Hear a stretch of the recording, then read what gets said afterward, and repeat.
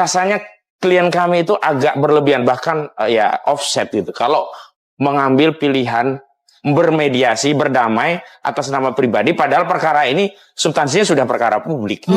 Jadi kita tidak bisa kemudian seolah-olah mewakili masyarakat, rakyat yang hari ini ingin tahu kebenaran kasus ini sampai tuntas, lalu tiba-tiba kita bermediasi apalagi damai, yang kemudian masyarakat kehilangan objek yang selama ini ya sedang ditunggu-tunggu. Sebenarnya seperti apa? Karena ditutupi dengan kedamaian. Jadi tidak boleh ada kedamaian yang menutupi kesalahan, kekeliruan. Apalagi berdamai hanya dengan dalih biar nggak dipenjara lah, biar ini tidak ada kegaduhan. Yang kemudian diberi penegasan ini ijazahnya asli Jokowi, atau dengan penegasan ini scan ijazah asli Jokowi, maka keduanya ini yang terancam pidana 12 tahun penjara. Karena itu kita tunggu tanggal mainnya. Mohon media terus mengawal ini ya. Itu saja ya. Bang Jagir.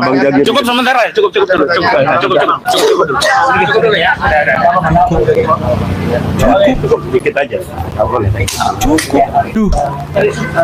Ya. Nih, siapa punya nih? Tinggal berdua. Yang kami dan menurut kami diskursus ini bukan menuduh. Gini, nah, ini yang menurut saya ingin menyampaikan. Boleh saya?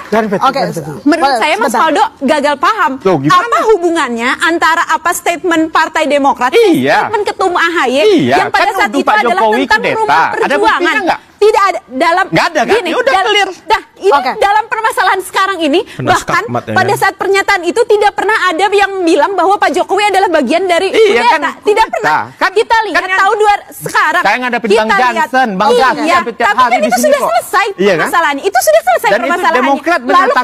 Lalu kenapa kemudian saat ini dikaitkan lagi dengan ijazah Pak Jokowi? Jadi gini, menurut saya ini gagal paham. Ini logika fallacy. Ini logika fallacy. Saya nggak tahu logikanya di mana. Logikanya di mana apabila Pak AHY ketika berbicara tentang rumah perjuangan, tentang menjelaskan perjuangan dari perjuangan yang kemudian dikemana? Bahwa sudah ada yang Anda curigai. Sebut kalau berani sebutkan. Ayo sebut. Saya hanya bisa menyebutkan bahwa ada backup. Nah, sebut siapa? Tapi kalau misal curigai, Anda percaya ada seseorang yang berperan memainkan pentas orkestra? Oke, begini. Saya kurang lebih 8 tahun ya berada di politik. Mungkin saya di sini kalau dunia politik paling junior. Ya. Aku 15 tahun Mas di politik. Iya. Jadi udah ngerti lah gitu. Tapi jadi banyak backup gitu ya kan? Ini sudah berlangsung terlalu lama. Ya, dan Mas Roy ini sudah menuduh ijazah Pak Jokowi itu palsu tanpa bukti selama 1 tahun lebih. Kacau. Dan selama 1 tahun lebih itu, ya pasti kan ada bahan bakar. Betul. Bahan bakar yang dipakai sebagai energi untuk Mas Roy terus-terusan nih nge-push terus sehingga mendapatkan atensi media. Sehingga mendapatkan atensi publik, sehingga mendapatkan atensi dan lain-lain. Iya. Dan kami menengarai bahwa panik Roy Suryo kan? Ya memang ada seseorang lah, ada seseorang yang memiliki kepentingan. Kami tidak tahu apakah orang itu sejak awal sudah bersama Mas Roy atau melihat ini inline dengan kepentingan saya sehingga saya. Ini tuduhan tanpa bukti dan insinuasi. Ini adalah bacaan kami. Nah ya bacaannya salah. Bacaannya ini adalah bacaan kami. Bacaannya Sinchan karena panik dia. Panik kau kan? Panik kau kan? Sebut kalau berani sebutkan.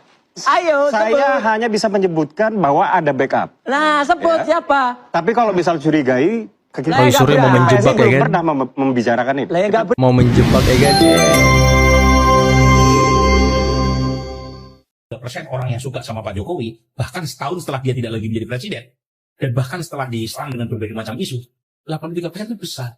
Ya, Pak Jokowi terlalu populer sih, elektabilitasnya tinggi terus. Jadi orang kuat Indonesia itu menurut saya dalam sejarah Republik ini cuma 2. Ya. 1 Soeharto, 2 Jokowi. Siapa lu itu paling takut sama Jokowi? Itu pasti itu. Dulu kalau saya lihat, pimpinan Polri kalau pidato di depan presiden, tangannya gini loh, ngeter loh. Jadi bagus Pak Jokowi itu, ditakuti di situ. Karena mereka melihat Pak Jokowi ini terlalu kuat, terlalu hebat. Siapa sih berani Pak Jokowi? Gitu. Nggak ada yang berani. Luhut aja gak berani itu.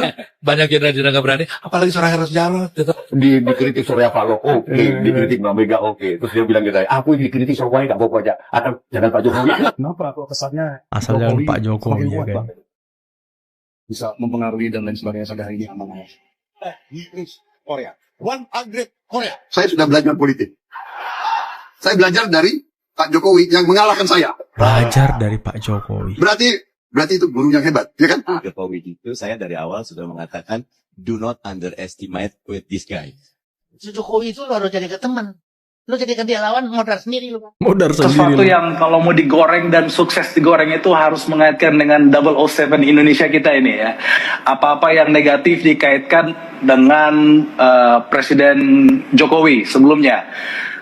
Yang pasti di Morowali itu ada 2 bandara. Ada bandara milik negara, ada bandara milik swasta. Yang Pak Presiden Jokowi waktu itu resmikan 23 Desember 2018 adalah Bandara Umum Morowali yang dibangun dengan APBN dan APBD ya pemerintah setempat juga, dan itu bandara publik, siapapun bisa akses seperti bandara-bandara secara umumnya, walaupun memang statusnya sebagai bandara lokal ya, bukan bandara internasional. Jadi tidak benar kalau Pak Presiden waktu itu Pak Jokowi meresmikan Bandara IMIP, karena memang Bandara IMIP sudah jelas diutarakan bahwa itu bandara swasta, bukan bandara milik negara. Jadi tidak pernah diresmikan oleh Pak Jokowi. Tapi karena dia berada di satu daerah, satu kabupaten, ya mungkin gampang digoreng atau gampang terselip bahwa bandara itu diresmikan oleh Pak Jokowi. Tapi ternyata tidak. Buat yang kemarin paling kenceng ngehujat soal program MBG, katanya cuma buang-buang anggaran. Coba lihat hari ini, Aceh dan Sumatera Barat lagi kena bencana. Dan justru yang berdiri paling depan buat nyediain makanan, dapur MBG. Dan baru banyak yang nyadar, ternyata dapur MBG itu bukan cuma buat ngasih makan anak sekolah. Di saat darurat, fungsi dapurnya bisa langsung dialihin jadi dapur bencana. Gak perlu nunggu bangun dapur umum dari nol. Dapurnya udah ada, tersebar, dan siap pakai. Hari biasa dapur-dapur ini ngasih makan anak sekolah. Tapi pas musibah datang, dapur yang sama langsung jadi sumber logistik buat warga terdampak. Selama stoknya ada, mereka jalan gratis, tanpa ribut, tanpa pencitraan. Ironisnya nih, program yang paling sering dihina justru yang pertama bergerak. Dan hari ini manfaatnya kelihatan nyata. Jadi buat seluruh petugas dapur MBG di lapangan, terima kasih. Kalian bukan cuma masak makanan, tapi bawa harapan di tengah bencana. Dan buat saudara-saudara kita di Aceh dan Sumbar, kita kirim doa dan kekuatan. Negara mungkin sering dikritik, tapi lewat tangan orang-orang ini, negara sedang hadir.